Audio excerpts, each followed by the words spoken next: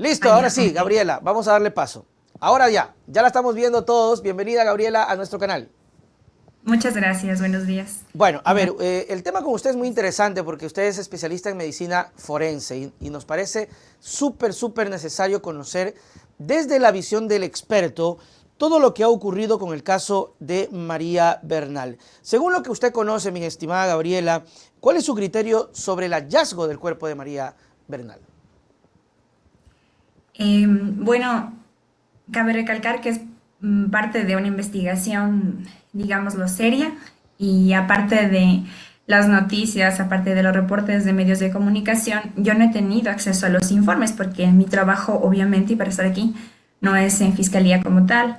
Entonces, a partir de lo que se reporta, Claro. le podría dar una idea, ¿no? Una idea general de lo que ha pasado. En el caso del hallazgo, pues se trata de una escena claramente modificada, que Ok. podría tener incluso hasta una escena terciaria, porque normalmente se habla de escena primaria, que es donde ocurrió el hecho, y una escena secundaria, y en este caso estaría completamente modificada, incluso podría hablarse de que está alterada por los indicios que se han visto, como la inconcordancia entre el estado incluso de una cobija con el estado del cuerpo y de estructuras que obviamente alguien más las puso, como es los elementos plásticos y toda la situación que parece que se trata de algo que parece un embalaje, ¿no? Claro. Gabriela, perdón que le interrumpa, porque necesito ir entendiendo poco a poco. Cuando usted dice escena modificada, para que no se confunda, ¿es porque la manipula el criminal cuando lleva el cuerpo o es que alguien hizo esto para que se encuentre el cuerpo? ¿Cuál es su visión de esta diferencia?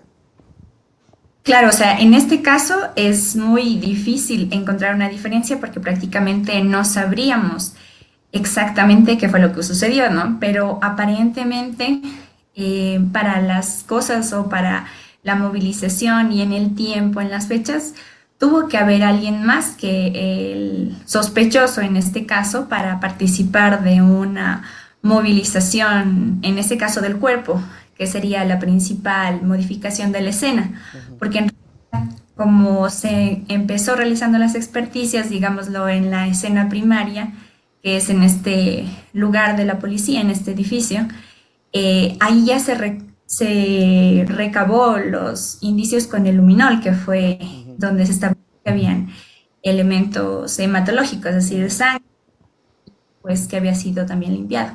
Entonces, desde ahí ya comienza a establecerse dónde sucedió el hecho. Pero claro, también están los conocimientos de ellos en su profesión que se sobreponen al hecho violento, el Claro. tratar de eliminar cualquier huella. Claro. Gabriela, ¿cuál sería la Interesantes. escena secundaria? Para entender, la primaria ya lo vamos, Es donde sucedió el donde hecho. sucedió Sí. el edificio este, La, Castillo de Grayskull, este terrible nombre que le han puesto. ¿Cuál sería la secundaria y cuál así sería la es. terciaria, la tercera? Bueno, en este caso podríamos tener la primaria, como les digo, es la escena donde sucedió el evento en este castillo, en este edificio. La escena secundaria podría tratarse también del vehículo Oh, en claro. donde sabemos que ella fue transportada, porque sabemos que ella fue no sé cuánto tiempo, fue prácticamente guardada en la cajuela de su propio Unas vehículo. 18 horas según los reportes. Claro que es un tiempo aproximado incluso. Y pues después ya, bajo qué motivación, con qué acompañamiento, se trasladaron finalmente a la escena. En algunos autores incluso dicen que la escena donde pasó el crimen se llama escena primaria y la escena donde se halló el cuerpo secundaria. Ok. Y prácticamente la escena intermedia, que sería el vehículo, es una escena de conexión. Pero Mm, como cómo lo analicen las personas en su experticia. claro, eso para entender, para Básicamente es una aclararlos. escena secundaria modificada en donde se lo halla el cuerpo. Cuando hablamos de modificación, podemos entender estas conjeturas que se hizo en torno a las cobijas, a cómo supuestamente dentro, porque hay que aclarar un asunto a la audiencia, ¿no? De hecho, lo vamos a hablar con el abogado, la desinformación que vino desde la propia Claro, policía hizo que... Tratar de confundir. Exactamente, se generen muchas cosas que hoy estamos tratando de entender. Igual le vamos a preguntar al abogado. Pero aclarando que usted es una experta particular, ¿no? Que no está dentro del proceso, porque de pronto alguien vaya a creer que usted está dentro del proceso. Usted es una profesional aparte que está dando su criterio como médico forense. A ver, entonces, ¿cómo explicar que supuestamente se pasó por ahí y luego se vuelve a repasar en el barrido y se encuentra el cadáver de María Bernal? O sea, prácticamente ahí podríamos decir que se tuvo al cuerpo en una escena de conexión, porque no estuvo en la escena donde sucedió y tampoco estuvo en la escena del hallazgo. Y no sabemos exactamente porque igual se trata de un terreno lo suficientemente grande para esconder. Y no sé pues en qué circunstancias o bajo qué ayuda se dieron estas modificaciones de las que estamos hablando para que tenga el acceso, porque si se hubiese delatado inmediatamente, yo creo que un cuerpo, una funda grande es algo visible y las personas hubiesen Claro. alertado. Desde su experiencia, ¿estas cosas se pueden hacer solas? Muy difícilmente. Hay casos, por lo general, digamos, con los casos en que las mamás quieren deshacerse del bebito que nació y no era deseado, y ni aún así, digamos que el bebito es pequeño, pero o sea, va a quedar la huella de la sangre, del líquido amniótico, o sea, es muy difícil hacer algo por uno mismo. Existieron fotografías que se filtraron donde se decía que era la abogada, asumo yo que de parte de la propia policía, y podríamos explicar por qué Fiscalía en su primer momento dijo se encontraron osamentas, porque el cuerpo de María Bernal mostraba básicamente la cabeza, hueso, pero el cuerpo no. ¿Cómo entender eso desde el punto de vista forense? En este punto sería bueno conocer que existen fenómenos cadavéricos tempranos y que existen tardíos.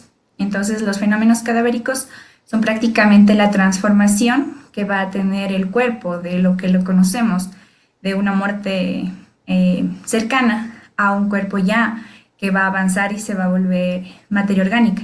Entonces, prácticamente tenemos unos fenómenos cadavéricos mezclados porque nosotros tenemos restos humanos. No podemos hablar de osamentas como tal porque no se encuentra el cuerpo todavía en casi el final de los fenómenos cadavéricos que le estaba contando, que digamos es la reducción esquelética y es un fenómeno tardío.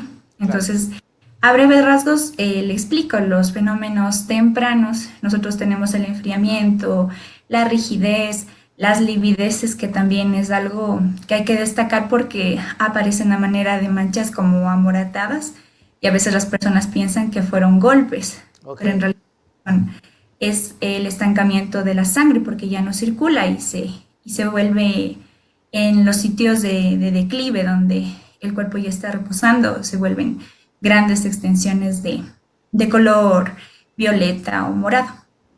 Y además tenemos signos químicos como la acidez de la sangre de manera temprana. Pero cuando ya comienza la putrefacción también es un signo temprano, aparece a las 48 horas.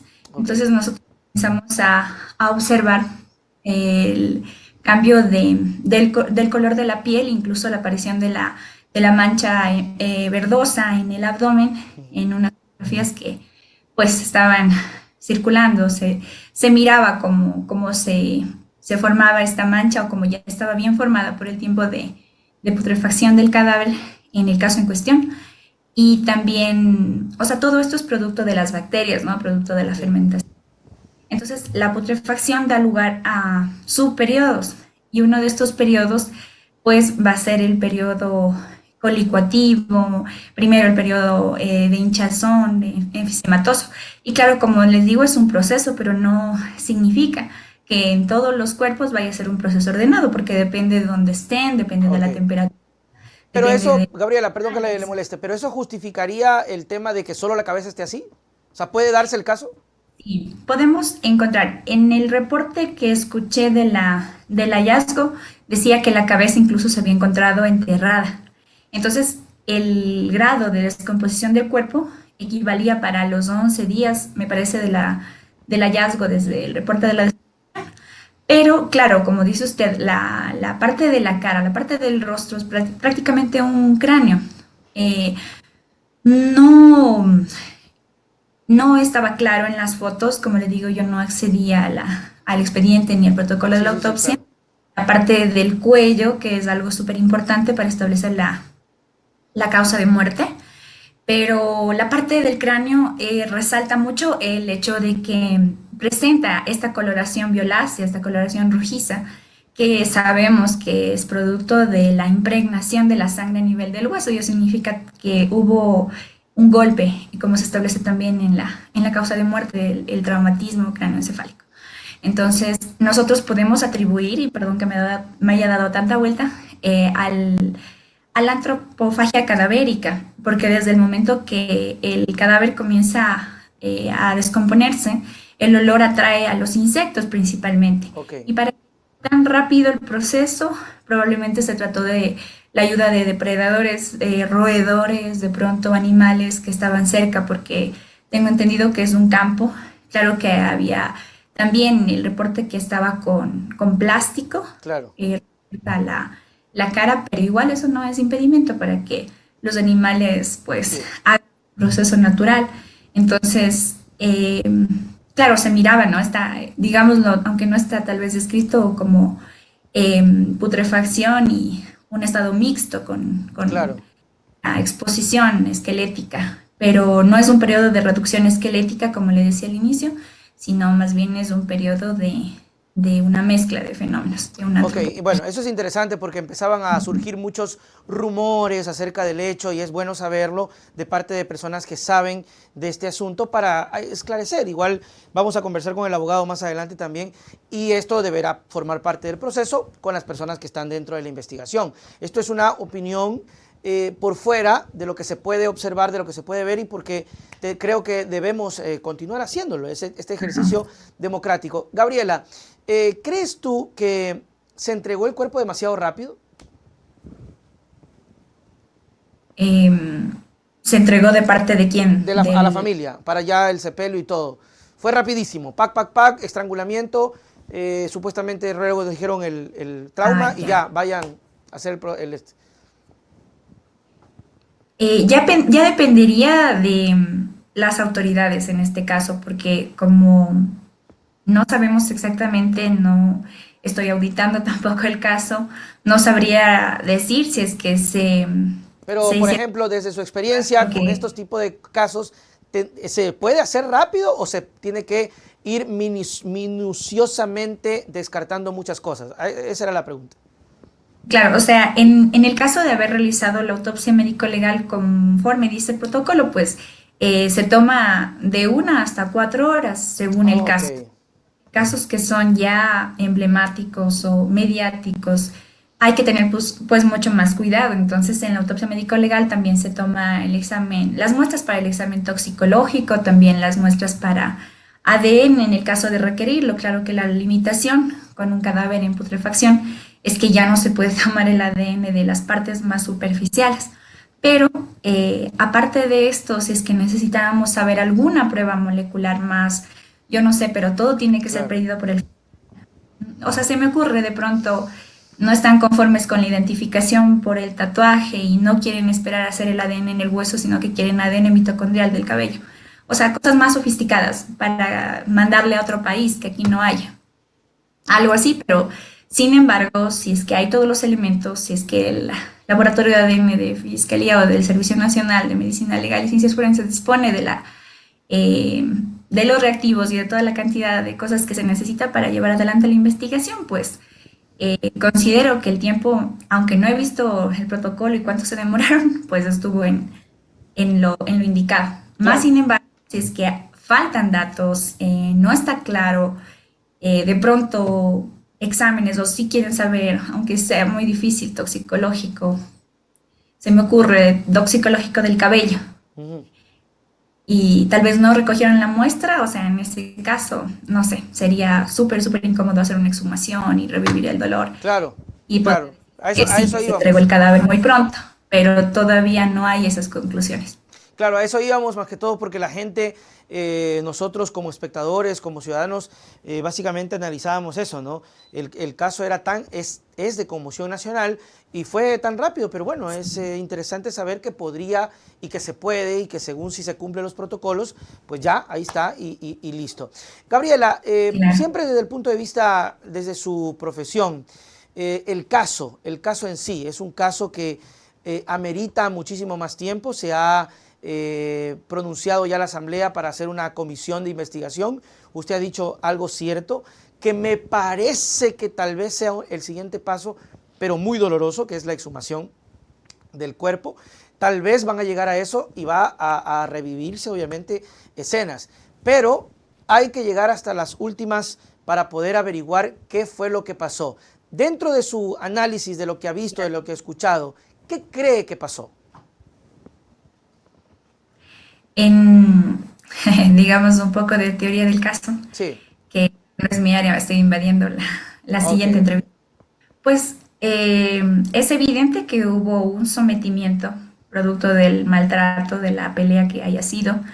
Eh, no se podría afirmar si es que pues el estrangulamiento fue primero que el trauma craneoencefálico, porque hay los dos, y podría decirse, en mi opinión, tal vez sesgada, que tal vez la una manera de muerte, que es con un estrangulamiento, tal vez no fue suficiente, o hubo ensañamiento y también hubo golpes, Ujú, pero es una agresión mixta, porque hay hay dos causas de muerte, perdón, y pues la persona fue muy, como le digo, dominante, tal vez no hubo control de las emociones, y ahí fue lo que se le pasó la mano, pero también al haber otro elemento que quiere asegurarse que está muerta, o sea, no hay arrepentimiento, no hay vuelta atrás, y ya, o sea, está hecho en este caso, crimen, ujú. porque yo considero que no ha habido arrepentimiento. Claro. Ok, interesante los datos que tenemos sobre lo que podría haber pasado, lo que está ocurriendo. En todo caso, más adelante tendremos al abogado también para que nos dé detalles acerca de este caso que está pues causando mucha conmoción y que es importante que se siga hablando.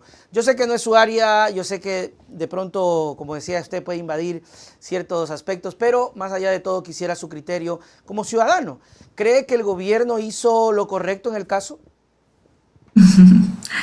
Claro, es una pregunta muy difícil, pero hay mucho desconocimiento por parte de las autoridades mismas.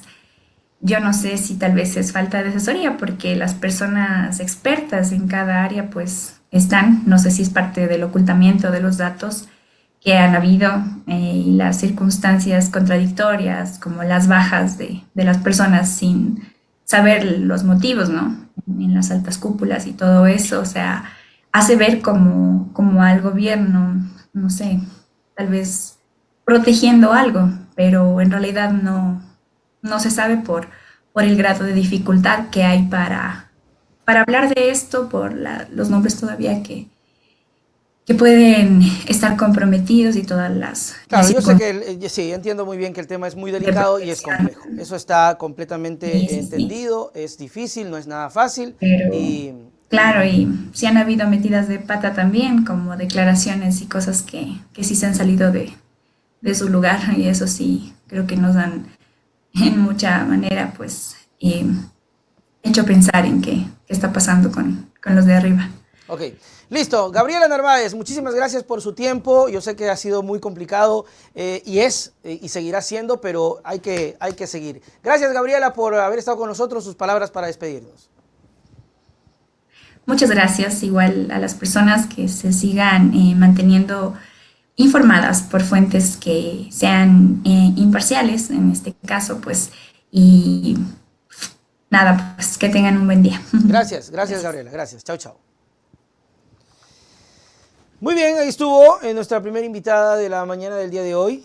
Ya mismo se conecta Tamara Hidrobo para seguir analizando el caso en esta mañana. Muchísimas gracias a Gabriela. Ya se va a cerrar un poco la llamada para poder empezar con nuestro siguiente invitado. Yo sé que es un tema muy delicado, que es un tema difícil, pero que hay que tratarlo, hay que hablarlo y tratar de entender un poco desde lo que nos puede aportar profesionales, en este caso entender la posibilidad del por qué el cráneo de María Belén estuvo en osamenta y no así el resto del cuerpo, las razones de los lugares rojizo-morados, que según la profesional nos explicaba es precisamente síntomas de muerte cuando existe estancamiento de sangre, y el hecho de roedores, animales y estado de putrefacción que, según la experta nos hablaba, empieza a las 48 horas. Recuerden que María Belén fue encontrada 11 días después. Otro dato interesante que hemos podido absorber de la entrevista son estas 3 etapas y 3 escenas del crimen que no nos hablan, por ejemplo, ¿no? Esto no nos dicen. Y esto hemos rescatado hoy de la información de la doctora. La primera escena, el castillo de Grayskull. La segunda o intermedia, el vehículo que hasta la fecha se encuentra, el vehículo de ella. Y la tercera sería esta escena modificada. Cuando habla de modificada, cuidado se vaya a interpretar de que podría ser, ¿no? El abogado nos va a explicar de que alguien hizo que se acomoden las cosas, se acomoden las piezas, pero modificada en el sentido de que obviamente fue llevada, fue ubicada, hubo, si tampoco nos hablan de aquello, ¿no? Hay que ser muy sincero, y yo no puedo tampoco exigir más de lo que puede comentar un profesional de la rama, porque el ocultamiento y la falta de información es brutal de parte de las autoridades, porque acá uno trata de hacer lo que mejor pueda, pero hay una falta de información y se le vamos a preguntar al abogado precisamente de esto. ¿Dónde está el carro de María Belén? Porque esa es otra escena del crimen. Se habla de 18 horas, ¿ya tienen el carro? ¿Cuál es el informe? ¿Cuál es el informe policial, forense, de fiscalía del castillo de Grayskull? ¿Por qué el afán de demolerlo? Que vamos a hablar con Tamara Hidrobo. Y luego la tercera escena modificada, que es donde se encuentra. Según nos explica la doctora, la cabeza estuvo enterrada, la cabeza de María Belén estuvo enterrada. Y otra cosa muy importante que también sacamos de la entrevista de Gabriela Narváez, perdón, fue que según la experiencia de ella, este tipo de cosas no lo pueden hacer solos. Entonces aquí hay un asunto muy, muy interesante.